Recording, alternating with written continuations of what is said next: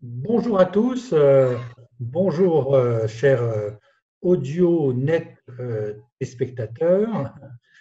Pour ce match entre, bien entendu amical entre Benoît Gobelot et Frédéric Serrière.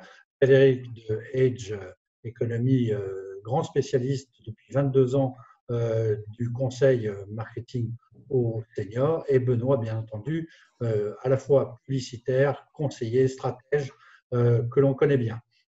Moi, je vais essayer d'animer un sujet qui nous passionne tous les trois sur le ciblage en fait de cette population senior. Il est effectivement très important aujourd'hui de bien comprendre comment cette silver economy ou cette senior economy ou ces seniors âgés vont percuter, si vous me permettez l'expression, sur les messages envoyés par les entreprises. Alors, moi, j'aimerais que Frédéric, eh bien, tu puisses nous faire un petit relatif historique des différentes phases que tu vois sur en fait, de l'évolution de ce marché des seniors. Euh, pour moi, en fait, il y a deux notions. À l'heure actuelle, moi, je dirais qu'il y a deux notions. Il y a le marché des seniors et la silver economy. Alors, tout le monde n'est pas d'accord avec cette distinction.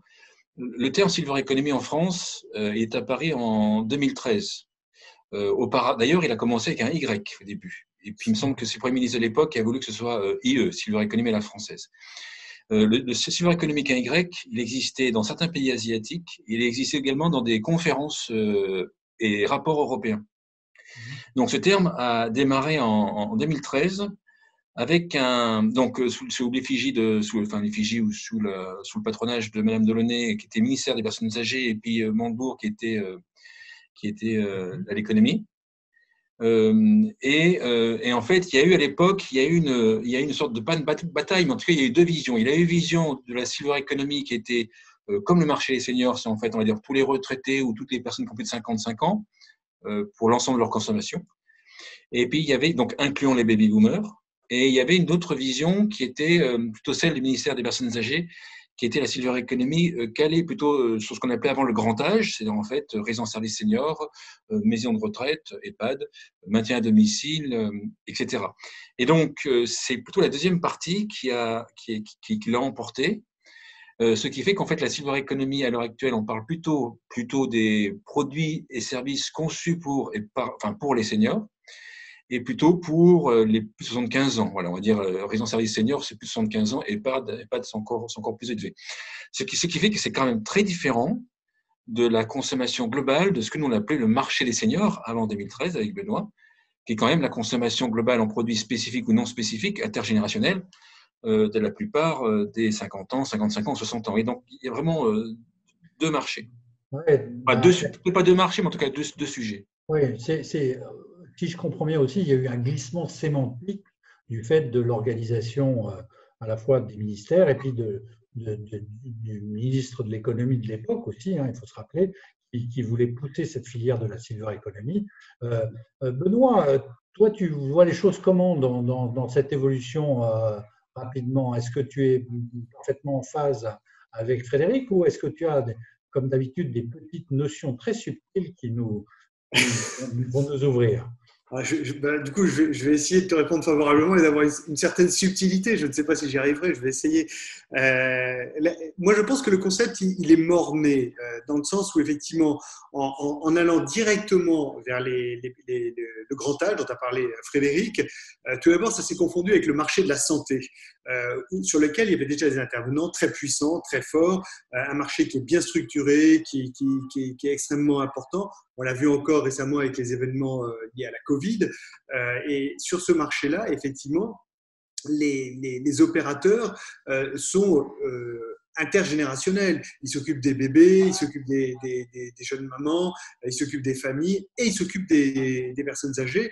Et donc, ils ne veulent surtout pas être catalogués comme tout un certain nombre d'autres entreprises, comme étant juste des spécialistes des plus âgés, parce qu'ils ont le sentiment de se couper du reste du marché.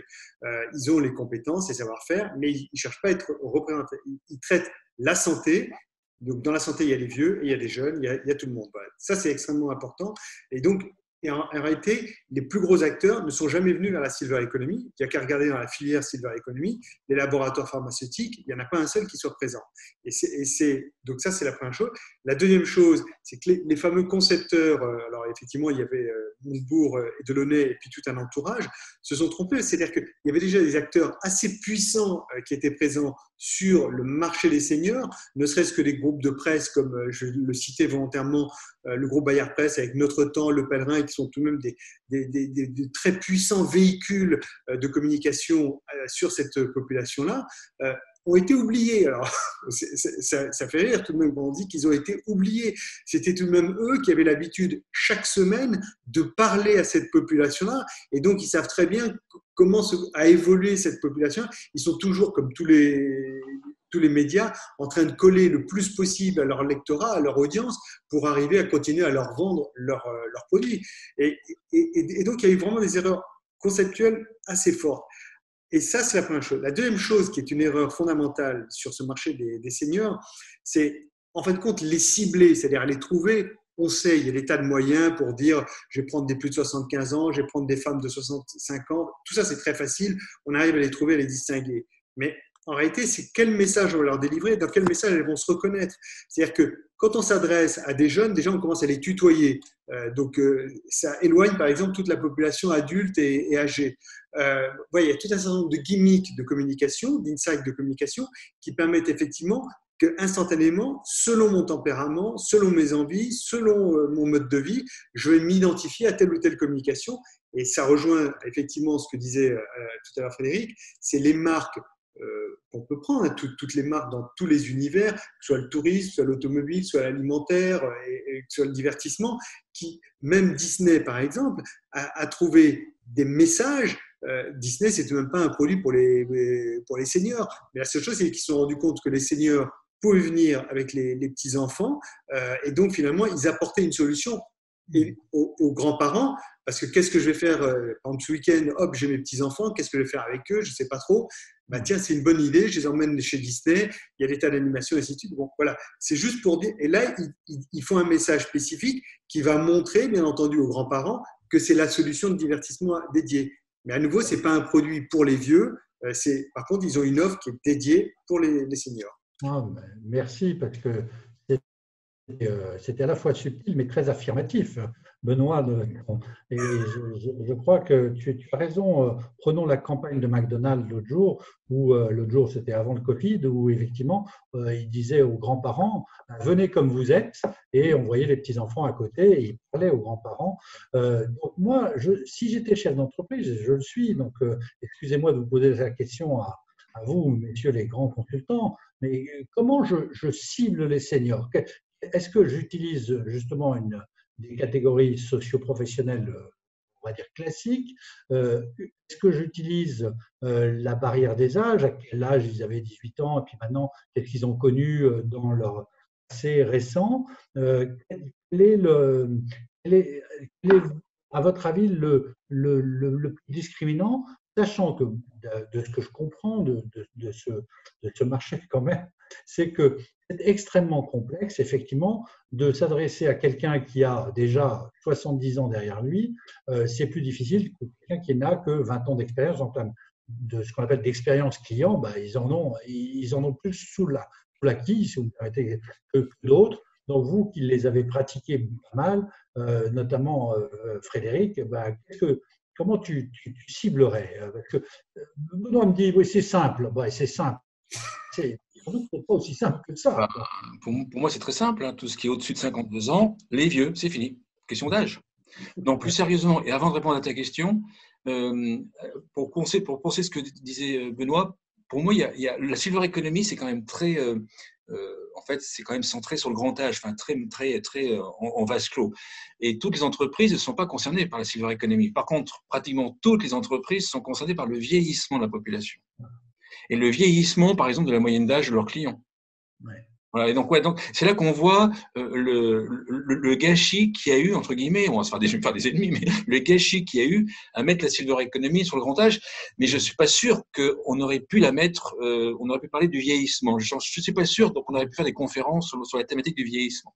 Non, mais le vieillissement ou la seniorisation, je pense. La seniorisation, mais après c'est très difficile pour faire des conférences. Toi, pour faire le salon, par exemple, Silver Economy Expo, il existe, il est bien, il existe parce qu'il parle de Silver Economy. Si on avait dit, est-ce qu'un salon sur la longévité fonctionnerait, je ne suis pas sûr qu'il y aurait eu des stands, parce que dire, en fait, il y aurait eu des conférences, il n'y aurait pas eu des stands. Oui, donc en fait, c'est pas évident de créer une filière sur un sujet aussi vaste que le vieillissement. Bref, petite Oui, parenthèse.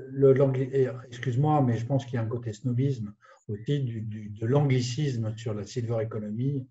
Si on avait appelé ça les plantes grises, c'était moyen. Oui. Ça fait pas. Silver, tout le monde sait.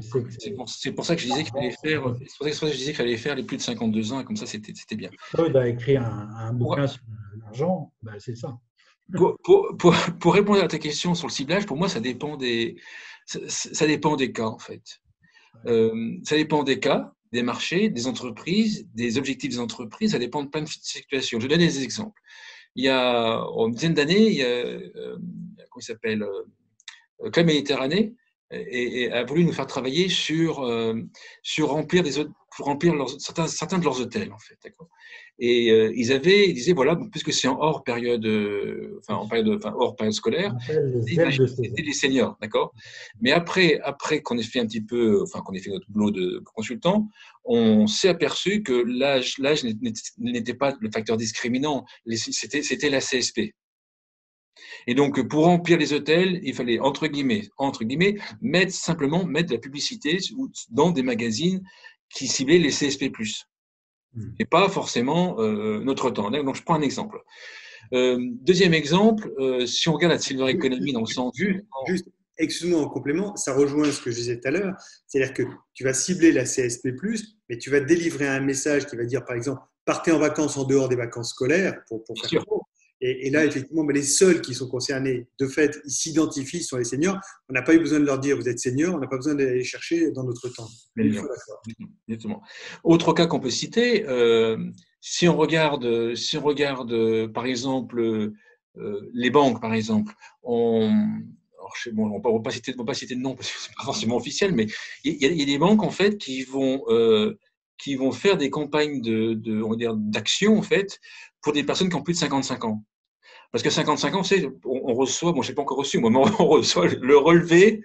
Le relevé de carrière. 55 ans où est marqué le montant, en fait, probable de sa future retraite. Donc, c'est 55 ans. Donc, certains vont déclencher des opérations de communication, des opérations pour organiser des rendez-vous, des machins, des trucs, à partir de 55 ans. Donc, le déclencheur, ça va être 56 ans, je pense, peut-être plutôt 56 ans. Après, comme Benoît le dit, un discours qui sera adapté en fonction des différents critères. Autre exemple, l'aménagement de la salle de bain, la téléassistance. Les facteurs de ciblage, les facteurs explicatifs d'achat, comme disait mon ancien associé, ça, je trouvais ça très très bien qu'il en parle. Qu'est-ce qui explique l'achat? Qu'est-ce qui explique la décision d'achat d'un produit? La décision d'achat d'un produit pour l'aménagement de la salle de bain, pour la téléassistance, etc., c'est généralement une chute. C'est une chute, être propriétaire pour la salle de bain, plutôt une salle de bain glissante, etc. Mais en tout cas, il y a eu un déclencheur qui est la chute. Voilà. Donc, si on parle que de génération pour cibler la téléassistance, pour moi, ça ne suffira pas parce que ce n'est pas ce qui déclenche l'achat. Ouais. Donc, en fait, pour moi, il y a effectivement le discours, il y a tenir compte de la génération, parce qu'on ne va pas cibler, on parle quand même de génération plus âgée, il y a des facteurs générationnels, il y a aussi des facteurs des facteurs d'achat. Qu'est-ce qui explique un achat? Et la communication va pouvoir cibler ça. Par contre, les aidants, c'est pareil. Donc, à chaque fois, nous, on regarde assez précisément, bien sûr, on utilise le marketing générationnel, tous ces trucs-là, mais on va regarder qu'est-ce qui explique la décision d'achat, pourquoi est-ce que les gens vont acheter un produit. C'est ça que l'on va regarder. Et donc, ce que tu es en train de nous dire, c'est que au-delà des attentes proprement de chacune des catégories du marketing générationnel qu'on peut avoir, comme le dit Benoît assez simplement, il faut trouver l'acte de déclenchement d'achat, trouver aussi, je pensais que Benoît pourra nous en toucher un main, aussi la personne, c'est-à-dire que ça peut être aussi le petit enfant ou l'enfant qui va demander à son parent de s'équiper d'un bracelet parce qu'il est inquiet, de s'équiper d'un mobile, d'avoir un ordinateur pour faire une visio. Enfin, voilà. Je pense qu'il y a aussi cet aspect-là qu'on néglige quelquefois, mais l'aspect d'aide de l'enfant ou de la famille autour du senior est assez important, d'autant plus qu'on a, je crois, de mémoire, hein, les seniors sont éloignés de 255 km en moyenne en France de leur famille. Hein. Et alors, moi, juste pour conclure, ce que je voulais dire, c'est qu'en fait, c'est du cas par cas. Et moi, je suis toujours gêné quand vous avez des boîtes de conseil comme le BIP à l'époque, qui avait lancé le marketing générationnel. Donc, ils avaient lancé ça en France, ils avaient fait des idées dessus. Donc, si on a un cabinet de conseil et qu'on fait une grosse étude sur, je sais pas, sur les 5 profils de seniors, voilà, on va demander aux clients de prendre un chausse-pied et puis de s'enfiler notre méthodologie que l'on a faite. Et pour moi, ça sur une cible qui est aussi hétérogène, mais en revenus, son état de santé, statut familial, où est-ce qu'ils habitent, aussi hétérogène. Je trouve qu'en fait, on ne peut pas faire un truc trop généraliste. Même Benoît va en parler, même le discours, il doit être au moins testé sur des seniors qui sont concernés.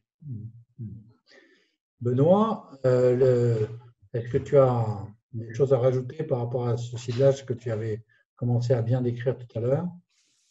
Oui, effectivement, c'est-à-dire que au-delà des segmentations classiques, à nouveau, les segmentations, d'abord, elles ne représentent pas grand-chose. Et là, je rejoins ce que disait Frédéric sur les facteurs explicatifs d'achat.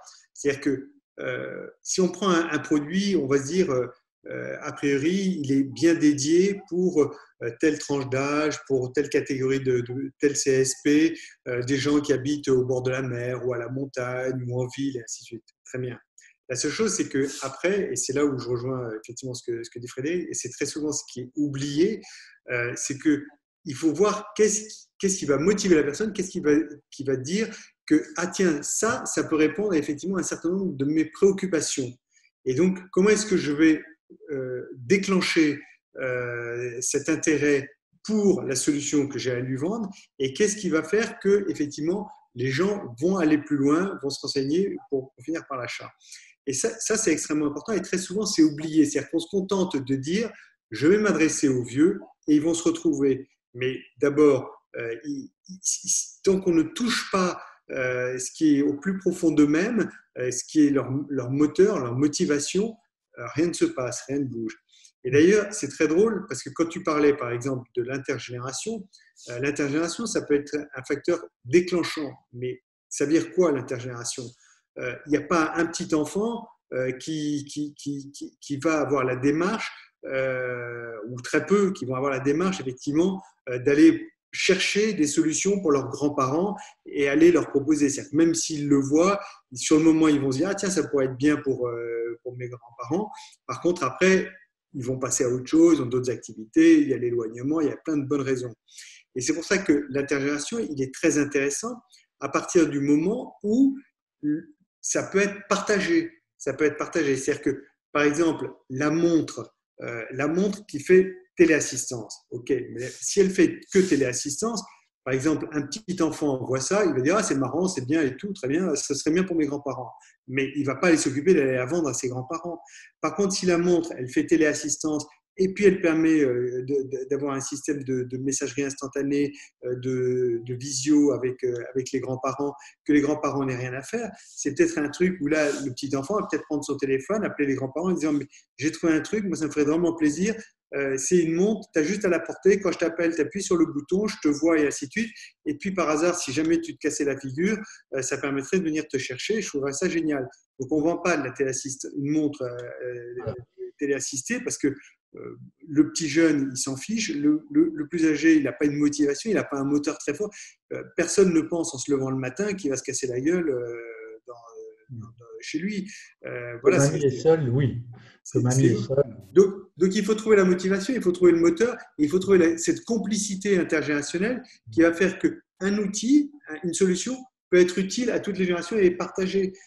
C'est aussi, là, quand on parle des nouvelles technologies, il n'y a pas, enfin, c'est prouvé au quotidien, il n'y a pas un frein à aller vers les nouvelles technologies. Mais les nouvelles technologies, pour faire quoi? Et il y a toujours des exemples, je ne vais pas citer mon exemple personnel, mais je peux dire, par exemple, quand mes enfants sont partis étudier à l'étranger, leur grand-mère, qui n'avait strictement rien à faire, des tablettes iPad et tout ça, parce que elle n'en voyait pas l'utilité. Quand tout d'un coup, elle a compris que toutes les semaines, on échangeait par Skype avec ma fille qui était à Melbourne, elle a dit, mais c'est génial, donc comment il faut faire? Et là, tout d'un coup, mais ce n'était pas Internet. Ce qu'elle a acheté, c'est la connexion avec sa petite fille qui était à l'autre bout, parce qu'elle a compris qu'elle ne recevrait jamais un seul coup de téléphone de sa petite fille. Parce que sa petite fille n'utilise la ligne fixe qu'elle avait chez elle, elle n'était pas utile. Elle a compris que c'était plus la ligne fixe, c'était un nouveau truc qui s'appelle tablette avec Skype, mais ils s'en foutent, ils leur parlent pas d'Internet et tout ça. Il manque qu'ils les voient. Non, ouais, non, c'est très juste ce que tu dis. Je crois qu'aussi la nécessité, comme on dit, nécessité fait loi. Hein, c'est vrai que quand quelqu'un se casse la figure, fait une chute, une mauvaise chute, que la douche doit être changée, que l'interphone, on doit installer un interphone avec visio, parce qu'il y a des dames, des aides-soignantes qui vont venir, parce qu'au moins au début, il va falloir faire attention. Tout le marché de la sécurité, on disait quelle est la largeur de ce marché de la silver.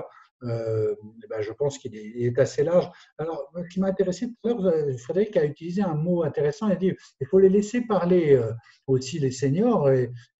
Bon, il y a évidemment cette notion qu'on connaît bien en marketing, qui sont les focus group. Est-ce que, bon, au cours de vos nombreuses missions, que je vous souhaite encore plus grande et encore plus importante aujourd'hui pour cette nouvelle année, vous avez pu monter des focus group, parce que ça, c'est très, très riche. Hein. Moi, j'en ai pratiqué quelques-uns. C'est incroyable ce qu'on peut retirer quand c'est bien fait. Et par les utilisateurs et par le personnel qui est autour ou les gens qui sont dans la maison.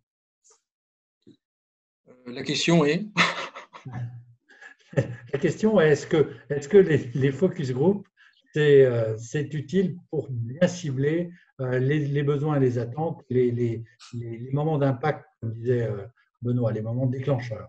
Oui. Bon, en fait, pour moi, c'est évident, mais c'est évident parce que comme c'est tellement hétérogène, et puis comment se projeter, franchement, comment est-ce que moi-même je peux me projeter dans la tête de quelqu'un qui a 80 ans ou même 60 ans, qui a une problématique différente, qui a une situation différente, qui est marié avec quelqu'un de différent, enfin, franchement, c'est impossible. Mais par contre, alors les focus group, alors nous comment on voit la chose?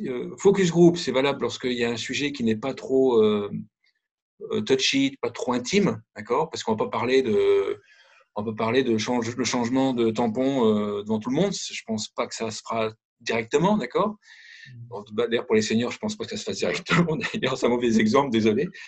Et ensuite, alors donc en fait, il y a sujet un peu touchy tabou intime, c'est plutôt des entretiens individuels, juste pour la technique, hein, voilà, moi, en tout cas c'est ce que je vois. Et sujet un peu moins tabou, c'est focus group, où bien sûr il y a plus de créativité. Par contre, moi, c'est pas le focus group. Alors, effectivement, il faut que le focus group soit bien animé. Il faut pas qu'on interprète ce qu'il dit. Il faut pas qu'il y ait un leader dans la salle qui dirige les 8 ou 9 autres et puis que les autres ne peuvent pas parler, puis que ça fasse des conclusions fausses. D'accord. Je pense que l'un des problèmes qu'il y a sur la silver economy, enfin, dans beaucoup d'entreprises sur la silver economy, c'est le recrutement des personnes qui sont dans les focus group. Si on prend le copain, la copine de la personne qu'on rencontre dans la rue au hasard, on a des conclusions au hasard aussi. C'est-à-dire qu'en fait, si on va aller, là je vais faire des ennemis, je vais un peu direct, mais si on va, par exemple, vendre des téléphones, son site d'Oro, par exemple, fait des focus group pour savoir quel téléphone il faut développer avec des gens qui sont dans des résidences services seniors. Est-ce que franchement, les gens qui sont dans les résidences services seniors ont le profil des gens que Doro va cibler? C'est pas évident, ça. C'est ce que je veux dire, en fait. Donc, ce qu'il faut d'abord définir, c'est quand même avoir une réflexion avant de faire le focus group. Nous, on s'en était aperçu assez rapidement. Faire une réflexion sur, voilà, quel est le client qu'on va un peu cibler, enfin, même un peu beaucoup, mais assez précis. Il peut y avoir plusieurs personas. Et ensuite, c'est de recruter, c'est de mettre plus d'argent dans le recrutement de ces personnes, de façon que dans le focus group, on est vraiment les gens concernés. Parce que moi, j'ai déjà vu des focus group de seniors qui parlaient de téléassistance et qui n'étaient pas équipés de téléassistance et qui n'en avaient pas besoin. Vous imaginez les conclusions du focus group. Voilà. Donc, je pense qu'en fait, si on est deux, ça ne choque pas. il y a le recrutement des personnes qui sont dans le focus group, c'est important, et après l'animation. Et après, j'ai un petit titillé Benoît, moi, ce que je dis, c'est qu'au lieu de prendre une agence de com avec des créatifs, on va dire, qui font des beaux slogans, etc. Bon, ça, Benoît va réagir, je pense. Qui font des bons slogans, des trucs pas possibles. En vrai, il y a des trucs, des fous, c'est dingue comme ils les font. Moi, ce que je fais, en fait, c'est que je réunis 8 seniors dans la cible, c'est en fait, qui viennent d'acheter un produit qu'on veut, sur lequel on veut travailler, qui viennent d'acheter dans les 3 dernières semaines, donc ça coûte très cher à côté, mais des gens qui sont encore tout leur cerveau sur comment ils ont fait pour trouver le produit, etc. Et c'est à eux que je leur demande de prendre une feuille et de marquer, voilà, maintenant, on veut convaincre des personnes qui vont s'équiper, je ne sais pas, de boutons, de manchettes pour seniors, par exemple. Mettez-moi sur des papiers, un par un, quel slogan il faut mettre dans la publicité pour convaincre ces personnes-là en question. Donc, en fait, c'est miroir, ils se convainquent eux-mêmes. Et ensuite, dessinez-moi la publicité. On a fait ça récemment pour un diagnostic sur l'habitat. On s'aperçoit que sur les 8 personnes, il y en a à peu près 6 qui sortent à peu près le même slogan et qui dessinent le même logo et la même publicité. Chose qu'une agence de com, aussi grande soit-elle, même avec des créatifs qui fument le chichon, n'aurait pas trouvé exactement pareil le slogan pile poil qu'il fallait. Donc, la co-création des produits avec les seniors, oui. La co-création de la publicité avec les seniors, oui aussi. D'accord, ben, c'est très clair. Bon, moi, je pense que Benoît n'est pas le genre de publicitaire à fumer le chichon. C'est plutôt quelqu'un qui a la tête sur les épaules. J'oublie la dernière fois, Eric, où on était ensemble en train de regarder les petits oiseaux qui volaient au-dessus de nous. Ah, on veut tout savoir. Mais tu as l'habitude aussi de faire rêver, et c'est bien normal, tes clients.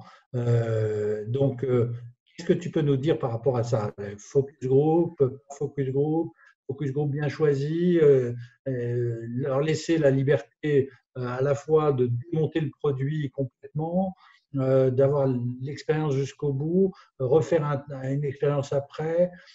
Voilà, c'est quoi?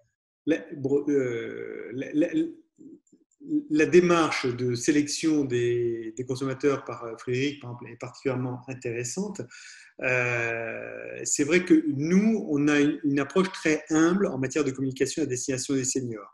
À nouveau, là, je suis obligé de reprendre aussi ce qu'a dit Frédéric, à savoir que c'est difficile d'être dans la tête d'un senior tant que tu ne l'as pas été toi-même. Voilà. C'est facile d'être dans la tête d'un gamin de 20 ans parce qu'on y est passé.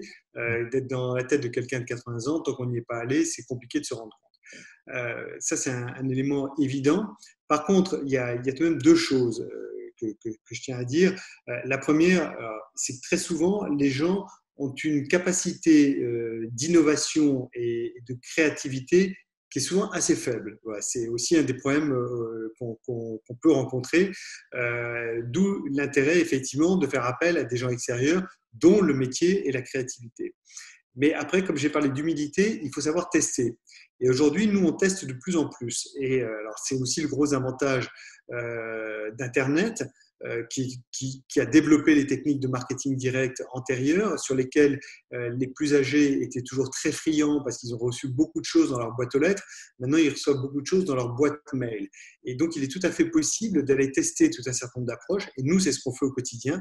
On met en place des batteries de tests pour nous permettre de tester des offres, des créations, des discours, des visuels. Et là, c'est en réel. C'est-à-dire que là, véritablement, on va voir qui clique sur quoi, qui se renseigne sur telle ou telle chose, qui achète. Et donc, on a toute une catégorie de métriques. Et ces métriques qui sont très courants aujourd'hui sur Internet, qui sont assez connues, on les a développées également en télévision. Et en télévision, on fait beaucoup ce qu'on appelle le drive to web, parce que très souvent, les gens me disent une campagne de télé, c'est cher. Alors, je dis, d'abord, ça veut dire quoi? C'est cher. C'est surtout combien ça vous rapporte. Et là, on a, nous, maintenant, tout un certain nombre d'exemples, c'est-à-dire qu'on bâtit des hypothèses de rendement au préalable et qui nous permettent effectivement de savoir. Donc, on teste beaucoup de choses sur le web et après, on passe en télévision.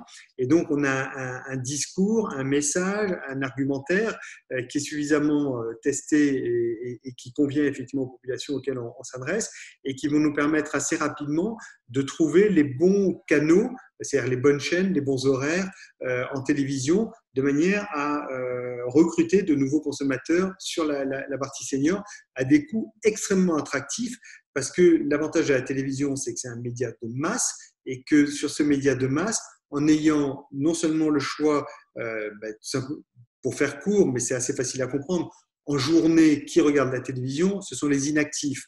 Donc les inactifs, c'est soit les chômeurs, soit les retraités. Les chômeurs nous intéressent peu pour plein de bonnes raisons que tout le monde peut comprendre. Donc les retraités, voilà. Et à ce moment-là, les autres marques ne sont pas présentes. Donc par exemple, ça coûte peu cher. Après, il suffit tout simplement d'avoir des identifiants qui vont nous permettre de savoir quelle est la chaîne qui fonctionne, quel est l'horaire qui fonctionne, et même quel est le type de message. Nous, on change tout un certain nombre de choses dans les messages. Aujourd'hui, c'est assez facile. Il ne faut pas oublier, on est dans le monde du numérique, hein, y compris la création audiovisuelle est numérisée entièrement aujourd'hui. Moi, tous mes spots, ils sont entièrement numérisés. Donc, il n'y a rien de plus facile que d'intervertir une image, d'intervertir une œuvre. Voilà, on peut tout changer, tout tester. Et donc, aujourd'hui, on a une réactivité qui est extrêmement forte et qui souvent, comment dire, confirme ou infirme, bien entendu, des résultats qu'on pourrait avoir eu au focus group, dont tu as parlé au tout début. Mais je dirais que c'est important de faire des focus group, c'est aussi important d'aller valider sur le terrain, en réel, si la démarche est bonne ou pas, et si les résultats du focus group sont bons ou pas. Ouais. Bon, mais voilà pas mal de choses que nous avons brassées. Maintenant, je voudrais revenir un petit peu à ce que vous disiez au début sur, on a raté une partie du marché où on s'est un petit peu enfermé sur le haut du marché en termes d'âge. Donc, pour le ciblage, c'est difficile. Mais moi, ce qui m'intéresse aussi, c'est demain. J'avoue que je suis un petit peu déçu par le fait que certaines grandes marques qui s'intéressent au marché des seniors, finalement, on parlait des laboratoires pharmaceutiques. Je comprends ils ne communiquent pas sur la maladie Alzheimer, mais quelque part, ils devraient proposer en termes de médicaments, en termes d'adjuvants, en termes d'alicaments pour Danone, par exemple, qui a de très bons alicaments avec Activia, avec une filiale qui est très forte. Mais je pense aussi à des Legrand pour l'équipement de la maison, etc. Comment vous expliquer que finalement, des boîtes comme Saint-Gobain, qui ont des gens extrêmement brillants, Jean-Philippe Arnoux, par exemple, qui est en charge des seniors sur l'ensemble du groupe, eh ben, ça ne déferle pas en termes de communication aussi précisément que le font d'autres marques. On va citer Indépendance Royale qui a toutes les pages pratiquement de notre temps. Moi, je ne comprends pas que les grosses boîtes qui ont compris cette silver economy, finalement, travaillent en sourdine sur la silver economy. Est-ce qu'il y a une raison à cette non-communication ou à ce ciblage plus mesuré, plus feutré? On retrouve toujours aux mêmes causes les mêmes effets. C'est que tout d'abord, le succès qu'ont connu les marques dont tu parles, Saint-Gobain et d'autres, est très souvent lié au baby boom, c'est-à-dire à l'équipement des jeunes ménages. Et donc, tous les dirigeants actuels ont fait leur classe et se sont développés là-dessus. Ça, c'est la première chose. La deuxième chose, c'est que beaucoup de groupes, les groupes majeurs, ce sont des groupes internationaux.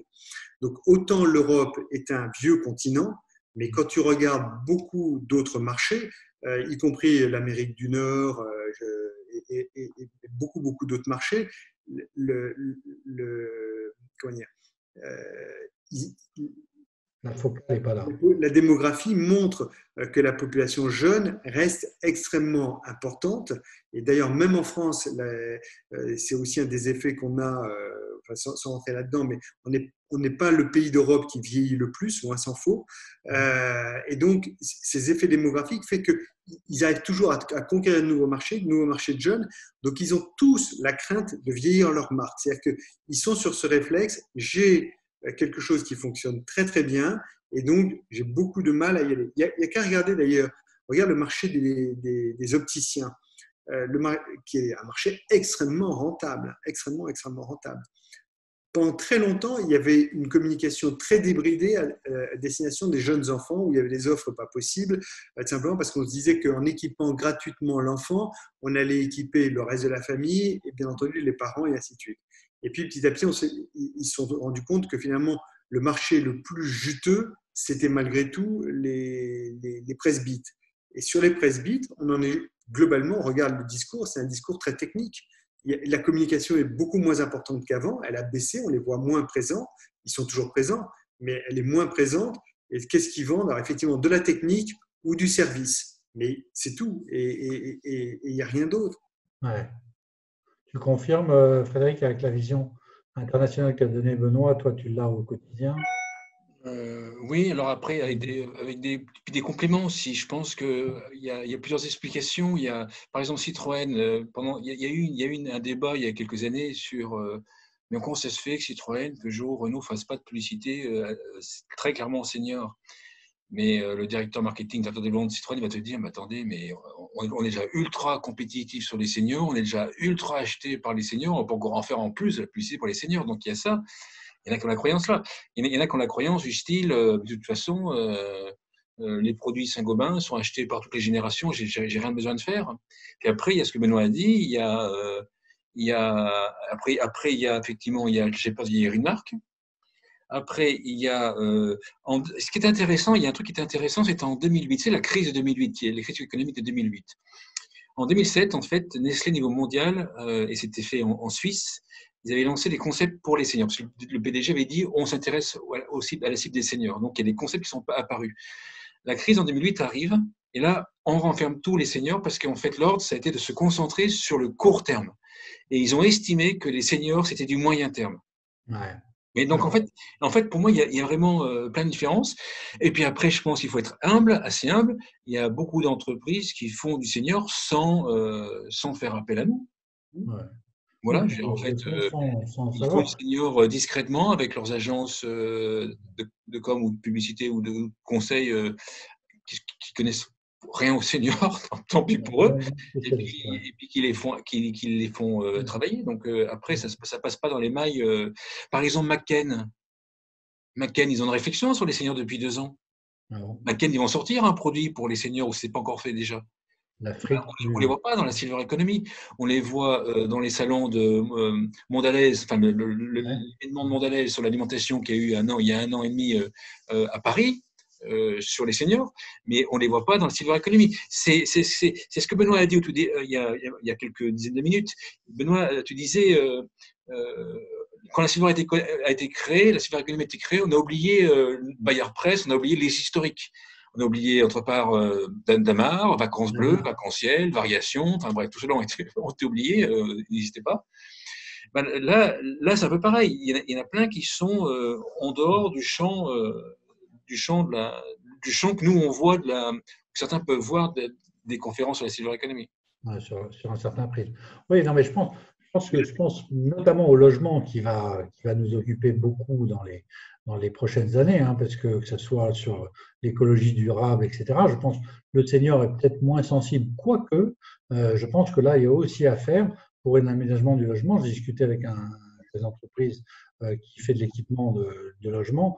Il me dit on est à 40% de croissance post-Covid parce que les gens ont compris que sans doute on serait reconfiné. Et donc là aussi, il y a des messages à faire passer sur l'équipement de la maison qui vont exister. Un autre me disait, j'ai regardé ma population sur la maison, hein, me disait, j'ai regardé la population de gens qui sont propriétaires d'une maison qui ont les moyens de s'équiper, ce qui n'est pas toujours le cas de primo-accédants. Ce primo-accédant, il est jusque-là avec son emprunt. Eh bien, qui sait, c'est des gens qui ont plus de 50 ans. Donc, ces gens de plus de 50 ans, ben, ils ont besoin d'escaliers, de rampes, de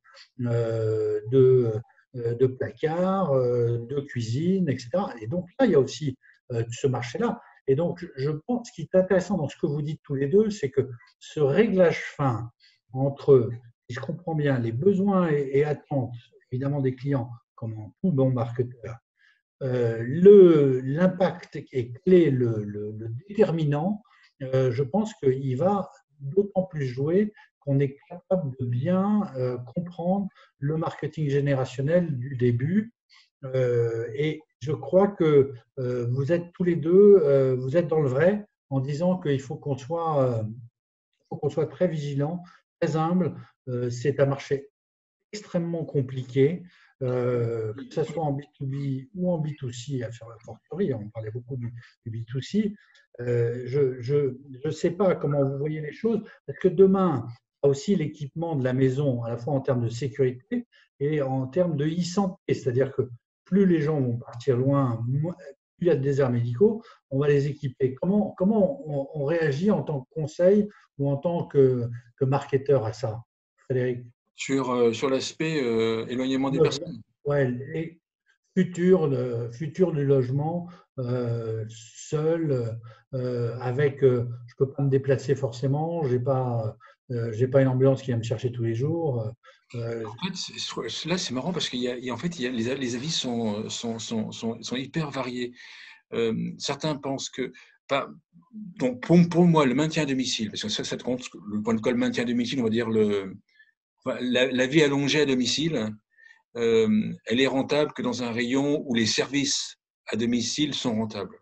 C'est-à-dire qu'en fait, maintenir quelqu'un à domicile dans mon village en Savoie à 1000 mètres d'altitude, où il faut faire 7 km pour aller en montagne, pour aller depuis, etc. Donc, on démarre la voiture, on a fait 3 km en montagne, on a perdu la marge du service.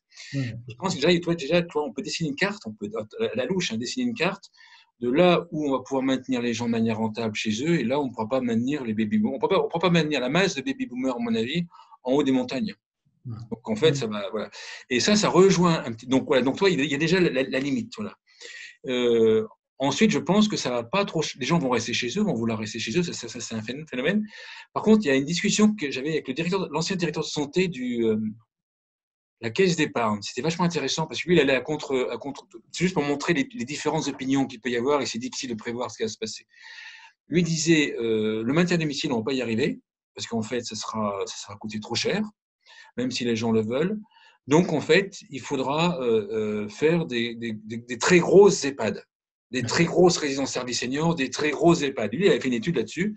Il est arrivé à la conclusion qu'effectivement, ça allait, le maintien à domicile allait se maintenir dans les prochaines années. À bout d'un moment, quand les baby-boomers, dans 7 ans, rentreront dans la masse de la dépendance, bah, là, effectivement, on ne pourra plus maintenir à domicile. Donc, toi, en fait, ce que je veux dire, c'est que les avis sont très variés. Par contre, je pense que aménager la maison en prévision de ce qui peut arriver plus tard, la prévision de la perte d'autonomie, ou en tout cas l'aménagement par rapport à une possible perte d'autonomie, pour moi, elle n'est pas très forte. Donc en fait, on est vraiment dans un marché aussi d'adaptation de la maison qui est plutôt un marché de nécessité. Et Frédéric, je ne pensais pas forcément par rapport à seulement la HAD, l'hospitalisation à domicile. Je pensais aussi simplement à des choses aussi simples que les volets électriques. Tu vois. Oui, c'est pour ça que je parle de maintien général, maintien à domicile. Je connais la thèse de la Fédération des caisses d'épargne, c'est un monsieur dont je ne sais pas le nom, mais qui a été l'adjoint chef de cab de Kouchner, et qui effectivement, de ce fait-là, ils ont développé tout un système dans lequel ils ont cru que les grandes EHPAD, ça marcherait, mais que du coup, on n'a pas choisi entre les deux sujets. Et le maintien à domicile, on savait très bien que ce serait comment dirais-je, une recherche de personnel dont on avait fortement besoin, mais malheureusement, on n'a pas ce personnel-là pour en montagne, comme tu dis. Voilà. Et en plus, donc, il y a la rentabilité par rapport à la distance, voilà. Et en plus, sur les territoires, il y aura la possibilité ou pas d'embaucher des gens. Là, on est en train de faire une étude pour un téléassisteur, bon, bref, et puis les services à domicile. Lorsqu'on interroge des services à domicile qui sont à Tours, par exemple, et qu'on leur dit que la téléassistance permet de faire rester à domicile un an de plus les personnes âgées, et donc ça vous fait du chiffre d'affaires en plus. Ils répondent, dans certains territoires, répondent attendez, mais nous, on ne les veut pas, les gens en plus. On ne veut pas le chiffre d'affaires en plus. On ne sait pas trouver des gens pour faire le boulot. On n'arrive pas à recruter. En fait, il y a plusieurs critères. Et on voit bien ce qui va se passer. Il va y avoir des zones où le maintien à domicile sera clairement pas possible. Milieu rural très éloigné et les montagnes, par exemple. Ça va coûter très cher. Et puis il n'y aura personne pour le faire. Puis il y aura des zones où ce sera possible. D'accord. Benoît, tu partages un petit peu cette analyse sur le logement, l'e-santé, sur ce ciblage un petit peu décalé ou plus en recul? Surtout, c'est que je trouve qu'on n'arrête pas depuis le début d'utiliser des termes très angoissants, très anxiogènes et qui ne font pas envie. Le terme maintien à domicile, ça veut dire quoi? Moi, je vis à domicile. Me maintenir, ça veut dire quoi? Je fais ce que je veux, j'ai 80 ans et je t'emmerde. C'est très juste. C'est tout de même très bizarre. On peut avoir par le terme, oui, c'est ça. Et je pense que là-dessus, on s'est complètement. Donc, on n'arrête pas de voir que des situations en noir. Mais à nouveau, par exemple, l'automobile, moi j'aime bien prendre cet exemple de l'automobile parce que ça rejoint ce que disait tout à l'heure Frédéric. Les constructeurs automobiles, les marketeurs automobiles, bien entendu, ils sont beaucoup penchés sur la population âgée. Et qu'est-ce qu'attendait cette population âgée? Je vais juste te donner un exemple, deux, trois trucs. Le premier, c'est tous les capteurs pour stationner, où ça n'arrête pas de faire bip bip et ainsi de suite. Parce que qui craignait de taper, qui avait plus de mal à estimer la bonne distance? C'est bien entendu eux. Donc, c'est une aide qui a été présentée à tout le monde. Ensuite, on a un autre, c'est la caméra de recul. La caméra de recul, mais ça sert à qui? Quand tu as 20 ans, honnêtement, tourner la tête pour regarder derrière, c'est rien. Quand tu as 70 ans ou 80 ans, tu n'y arrives plus parce que tu as de l'arthrose ou je ne sais trop quoi. Donc, ils ont trouvé ça top et ils le vendent. La même chose, mais à chaque fois, tout ça, ils le montrent en situation, ils le montrent comme étant une solution. C'est-à-dire que je continue à conduire et je continue à manœuvrer sans aucune difficulté. Après, par exemple, toujours la même chose. Qui a du mal quand tu arrives avec ta voiture, tu es avec les courses. Quand tu as 20 ans, tu empiles les sacs de courses sans aucun problème parce que tu as les gros biscottos, tout ça c'est très facile. Tu vas chercher la clé qui est au fond de ton sac ou au fond de ta poche, tu ouvres la voiture et tu décharges au fur et à mesure. Et de toute façon, tu es contraint par ton budget. Quand tu as 60 ans et que tu arrives devant la voiture et que tu as deux petits sacs de rien du tout, mais que tu ne sais pas comment tu vas faire pour attraper la clé qui est au fond de ta poche, et qu'on te dit il suffit juste de mettre le pied sur le pare-choc arrière et hop, la porte, le coffre s'ouvre, c'est tout de même, bon, honnêtement, est-ce que tu en as besoin? Tout ça, c'est des petits agréments de la vie. En fin de compte, ils aident les gens à vivre au quotidien. Mais il n'y a rien d'anxiogène. À aucun moment, on t'a dit que tu n'étais plus capable de te regarder derrière toi, que tu n'étais plus capable d'ouvrir la porte normalement. Enfin, on ne t'a pas présenté les choses de manière négative, on t'a juste présenté les choses de manière très positive. Et c'est des solutions au quotidien pour vivre mieux. Et c'est ce qu'on n'a pas fait du tout dans le logement, où on n'arrête pas de dire si tu te casses la gueule, si tu peux plus monter dans les étages. Alors, il y a juste Sana, je trouve qu'elle a fait tout de même des pas mal amusantes avec dans les montes-escaliers, les octogénaires qui se chambraient, qui s'amusaient à monter, à descendre. Donc ça, eux, je trouvais qu'ils mettaient heureusement un peu de vie là-dedans. Mais en réalité, c'est ça ce qu'il faut faire, c'est qu'il faut donner envie aux gens, c'est-à-dire leur montrer qu'il y a des tas de solutions qui existent, il y a des tas de trucs très sympas et que ça peut se faire et faciliter sa vie au quotidien. Et que ce n'est pas un truc pour les vieux, mais c'est un truc… D'ailleurs, Stana, pour terminer, ce n'est pas moi qui ai fait la pub, mais ils n'ont pas hésité à mettre des jeunes et les jeunes s'amusent avec le monte-escalier. Et je pense que, vu que la campagne a duré très longtemps, c'est qu'ils devaient avoir des très bons résultats liés à cette campagne. Donc, je trouve, c'est juste le problème du logement, parce que moi, je l'avais dit, on avait discuté avec Frédéric, c'est que pendant le confinement, bien entendu, tout le monde s'est bien rendu compte de tout ce qui n'allait pas chez soi, puisque tout d'un coup, on a été contraint à s'en rendre compte. Je peux te dire chez moi tout ce qui ne va pas. Donc, du coup, tout le monde, derrière, allait chercher des solutions. Donc, ça veut bien dire qu'en fin de compte, là-dessus, il y a une faille gigantesque de tous les équipementiers, parce qu'ils ne se sont pas souciés de transformer en plaisir quotidien tous les trucs qui vendent. Ouais. Non, mais Et par exemple les volets roulants dont tu parlais, les volets roulants, ils ne savent pas les vendre. C'est-à-dire que ce qui serait sympa, c'est que le volet roulant, il s'ouvre quand le soleil se lève le matin parce que c'est agréable. Et puis là, par exemple, il va arriver, je vais l'avoir dans l'œil, ça va me gêner pour continuer à lire mon livre ou je ne sais quoi. Hop, il se baisse, mais légèrement. Tu vois. Enfin, bon, on peut tout inventer, ils ne vont pas tout acheter, mais il y a beaucoup plus de plaisir au quotidien, d'aide au quotidien, sans être obligé de montrer un truc où on est comme des petits vieux incapables de faire quoi que ce soit. Il ne faut jamais oublier que la télécommande pour les téléviseurs, ça a été fait pour les handicapés. Ouais. On a une, Eric, tu n'es pas handicapé. Ouais. Non, mais moi, j'ai la paresse de me lever, c'est comme toi. Eh oui, mais tout le monde a la paresse de se lever. Et d'ailleurs, le seul qui a envie, lui, de se lever, c'est celui qui est handicapé parce qu'il n'en peut plus être dans son fauteuil. Et il se trouve que j'ai un copain qui est dans ce cas-là. Et lui, il adore tout faire parce qu'il veut juste, il n'y a qu'un truc qu'il ne veut pas, c'est montrer qu'il est handicapé. Participer, maintien de l'autonomie. Non, mais c'est très intéressant. Notre débat touche presque à sa fin, mais si j'entends bien ce que vous dites, hein, les focus group, beaucoup d'humilité sur la compréhension des différents segments, sous-segments et avec des attentes extrêmement importantes, extrêmement différemment importantes, excusez-moi de ce néologisme, mais aussi ce plaisir. Alors cette notion de plaisir moi, elle me tient à cœur formidablement pour les seniors parce que bon, on se dit le mot retraité, hein, on parle de maintien de domicile, mais le mot retraité, c'est un mot terriblement affreux qu'on connaît tous et qu'on aimerait pouvoir retirer. Hein, que retraité de la vie, c'est pas bien.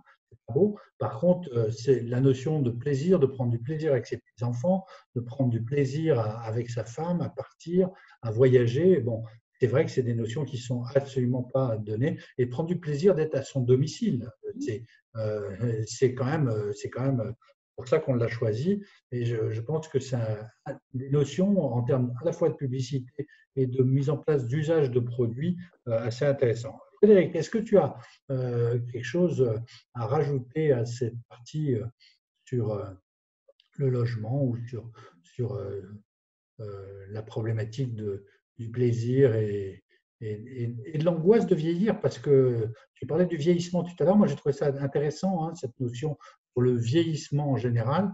C'est quelque chose sur lequel il faudra qu'on travaille plus.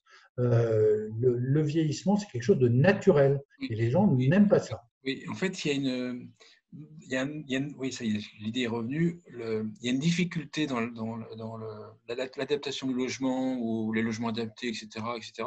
Il y a une difficulté dans le sens que les fabricants, la domotique par exemple, beaucoup ne vendent pas en direct aux seniors. Si on parle, oui, ça y est, c'est ça. Et ça rejoint ce que tu disais, je pense qu'on avait préparé avant, dont on parlait avant d'ailleurs l'enregistrement. Pourquoi est-ce que les entreprises comme Legrand, Schneider et Hager, en fait, ne sont pas plus offensives sur la cible des seniors? Et en fait, ils répondent une raison, souvent, c'est « mais nous, on est en B2B2C, on ne s'adresse pas aux seniors directement. Donc nous, nos campagnes de communication, c'est pour les installateurs. » Et quand tu entends ça, tu comprends que structurellement, il y a tout un ensemble d'entreprises qui n'ont pas vraiment… par exemple, AKW, c'est la boîte anglaise qui fait des salles de bain. Ouais. Bon, pareil, ils fournissent des entreprises de la silver economy française, mais ce n'est pas AKW qui fait une publicité pour les seniors. Oui.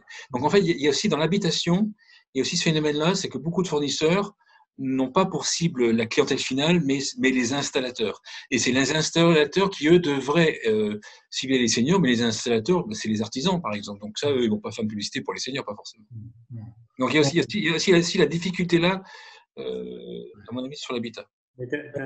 Pour revenir au marché de l'optique, c'est exactement le cas. Si tu poses la question à Essilor, il te dit non, le client, ce sont les distributeurs, c'est pas le particulier.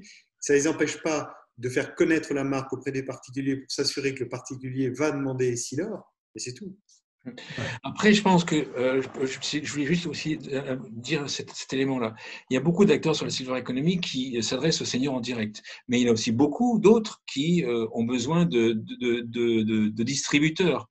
Donc, ce que je veux dire par là, c'est qu'en fait, ceux qui vendent des produits en B2B2C, le deuxième B, il faut aller vraiment lui parler, car le discours que l'on peut leur mettre, hein, que l'on peut utiliser peut beaucoup déclencher leur intérêt à vendre le produit. Et ça, quand on regarde Silver Economy, c'est pratiquement jamais fait. Ah ouais. Non, mais tu as raison, c'est le même cas pour Schneider et ils ont tous intérêt. Mais ça s'appelle de l'animation de réseau et ça, Oui, mais malheureusement, c'est surtout, on ne sait pas bien. c'est surtout passer du temps. Bon, moi, j'ai interviewé une quarantaine de dirigeants de services à domicile, mais c'est surtout les comprendre, les écouter, quel est l'intérêt de leur entreprise et quel est leur intérêt à eux particuliers, personnes physiques, en tant que dirigeants, ce qui peut être, d'ailleurs, qui peut être différent, de façon à ce que le discours fasse mouche. Et le discours, le discours adapté, et ça, on peut le voir. J'ai en fait quelqu'un qui, par exemple, bon, là je parle de téléassistance, mais est-ce que celui qui fait les diagnostics, par exemple, Merci Julie, par exemple, Merci Julie, des diagnostics ergothérapeute, ergonome, ergothérapeute, moi, je ouais, avec donc Michael Saillant, et puis, enfin, pas Medialis et puis Ordissimo, qui ont créé Merci Julie. Quand on regarde bien Merci Julie, en fait, Merci Julie, si il n'est pas commercialisé, ou très peu, en tout cas, il est sous-commercialisé par les services à domicile. Le discours de Merci Julie pourrait être, vous, le directeur de la grosse association, je sais pas, APA, qui a 3000 salariés et qui fait 10 000 clients en Alsace, si vous faites l'autodiagnostic, le diagnostic dans chacun de vos clients et qu'il y a l'aménagement du domicile, la personne âgée va rester à domicile plus longtemps et vous allez faire des chiffres d'affaires en tant qu'APA beaucoup plus. En fait, c'est 25% de chiffre d'affaires en plus sur les 4 ans. Attends, mais c'est énorme, là. Eh bien, tu regardes les diagnostics, aucun n'est ce discours-là. Parce que il n'y a pas, parce que pour moi, on ne passe pas assez de temps dans la réflexion. Ouais. La réflexion est de moins en moins payée. Et c'est une erreur parce qu'il suffit d'aller interviewer, de réfléchir, de croiser. Ça prend du temps. Ça nous a pris 3 mois pour trouver l'idée, en fait. Alors que je voulais être très simple. Il n'y a pas d'idée là, mais c'est plus compliqué que ça. Mais bon, bref. Ouais. L'aménagement de l'idée, toi, je veux dire. Eh ben, personne ne se pose la question de l'intérêt. Aucune entreprise, pratiquement sur la silver economy, se pose la question de l'intérêt du distributeur à commercialiser ma solution en dehors de la commission. Ouais. Ouais. Bon, bah écoutez, on a beaucoup appris. Benoît, pardon, tu voulais rajouter quelque chose? Oui, juste un complément par rapport à tout ce qu'a dit Frédéric, c'est que c'est aussi indispensable de porter à la connaissance du grand public ou du public concerné, bien entendu, l'existence des solutions et les avantages apportés. C'est que très souvent, juste pour reprendre sur la téléassistance, beaucoup de gens n'en connaissent pas l'existence et ne savent pas à quoi ça correspond. Donc tu leur dis téléassistance, ils disent mais moi je n'ai pas besoin d'être assisté par qui que ce soit pour m'occuper de la télé. La télé, je sais très bien comment ça marche. Ouais. Je rigole en disant ça, mais c'est vrai. Et il ne faut jamais oublier, c'est aussi pour ça que les grandes marques, moi je l'ai vu chez plein de clients, en réalité, beaucoup de consommateurs viennent chez le distributeur où il y a plusieurs marques et c'est la marque qui est la plus présente à son esprit qui va être la plus facile à vendre. Et ce n'est pas celle où le distributeur a la plus grosse marge, parce que celle qui est présente à l'esprit du consommateur, le distributeur n'a aucun effort à faire pour vendre. Donc, même si la marge elle est de 10%, alors que sur un produit concurrent, elle est de 50%, sur une marque concurrente, elle est de 50%, si le consommateur il dit je voudrais la marque à 10%, le distributeur vend la marque à 10%. Ah oui. Il fera l'effort de passer à la marque à 50% parce que pour lui, c'est un effort supplémentaire et qu'il risque de perdre la vente. Ouais. Bon, bah, écoutez, je pense qu'on est arrivé au terme de cette émission, ce webinaire sur la diversité des seniors et en fait leur bon ciblage. Grâce à votre expertise, messieurs, on a pu aller assez loin et je vous en remercie. On a quelquefois pris des chemins de traverse, mais c'est parce que ce marché, comme vous l'avez compris, est extrêmement complexe. Mais je retiens 4 choses, si vous le permettez, de cette petite heure passée entre nous. D'une part, vous dites il faut penser beaucoup plus nos produits et la façon de vendre nos produits. Ça, c'est très important. Il faut avoir une réflexion en amont plus approfondie. Deuxièmement, dépenser de l'argent sur les focus group pour le recrutement. Ça, c'est quelque chose que Frédéric a bien mis en avant, sur le recrutement des gens dans le focus group. Ensuite, la segmentation générationnelle, oui, c'est bien, mais allons-y de façon plus fine, parce que effectivement, leur durée de vie a fait que ils ont plus d'expérience que nous. Et une dernière idée qui me paraissait bien, qui est une grande idée sur des produits non anxiogènes et des produits de plaisir. Et vendons du plaisir à des gens qui en ont besoin. Et ça, Benoît, merci d'avoir souligné cet aspect-là, parce que moi, ça me tient à cœur, parce que je pense que le plaisir est une donnée fondamentale dans l'art de consommer, dans l'art de vivre. Et l'art de vivre des seniors, ça fait partie des choses importantes. Messieurs, merci beaucoup. Et la prochaine, le thème vous sera donné sur les meilleurs canaux habituels. À bientôt. Merci Eric, merci Benoît. Merci Eric, merci Frédéric. À très vite.